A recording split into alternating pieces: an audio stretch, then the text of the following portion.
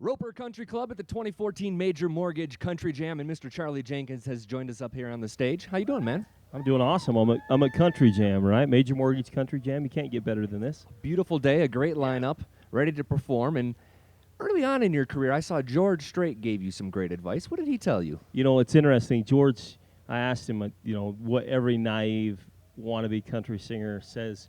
What would be your advice? What path would you take? And he simply, well, first of all, he told me if I wanted to pursue music, to move to Nashville. Of course, that's the mecca of country music. And then, but the other thing he also said is there's no proven path. He said, I would have written a book a long time ago if I knew exactly what it was to get to, success. But there's so many different factors that play into that, and a lot of it's drive and ambition, but also just luck. Yeah. And you're from just pretty much across the border in Utah. I mean, is there regional differences? I mean, what do people need to know about the country in this part of the country? Regional differences, there's relatability. I think for me, you can really, I hope you can really tell where I'm at in the world, like where I'm from, by listening to my music. We grew up around horses, we grew up around rodeo, we grew up around the West, and I peel into that as much as I possibly can with my music because it's the only way I can feel natural. What venue, city, state, country would you love to play, and who would you love to play with? Well, of course, my king is George still. Sure, yeah. And so I would love to play.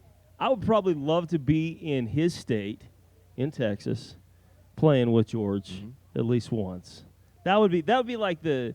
I know Texas is huge. That's like saying I want to play in Mexico. It's a huge place, but that's where I want it. That's where I probably would pick. It's Charlie Jenkins at Country Jam, and around the festival, you're going to see these jugs for the Delaney Donation Fund. Can you tell me a little bit about that and how people can help out? Yeah, Delaney, I became familiar with this a few weeks ago and got the chance to meet Delaney, and, there's nothing more humbling than meeting somebody who's, first of all, a young person battling cancer.